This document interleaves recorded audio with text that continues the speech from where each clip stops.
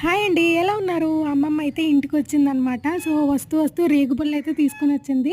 అయ్యా! ఎందుకు అని అన్నాననమాట. ఎందుకు అనుకుంటున్నారా? నాన్నగారు గూడా రేగుపళ్ళు తీసుకొచ్చారండి. సో, అమ్మమ్మ, నాన్నగారు ఇద్దరూ రేగుపళ్ళు తీసుకురావడం వల్ల ఎక్కువైపోయినాయనమాట. సో, అప్పుడు నేను చెప్పాను అమ్మమ్మకి, అలా అయితే రేగుపళ్ళొద్దు, రేగుడియాలు చేసేయి అని చెప్పాను. నాకైతే చిన్నప్పటి నుంచి రేగుడియాలంటే చాలా ఇష్టమండి. మీలో ఎవరికన్నా ఇష్టమైతే కింద కామెంట్ సెక్షన్‌లో కామెంట్ చేయండి. ఎందుకులే కొనుక్కోవడం ఫ్రెష్‌గా చేసుకొని తింటే బావుంటుంది కదా! అని చెప్పేసి నేనైతే రేగుడియం చేయమని చెప్పాను అమ్మమ్మకి.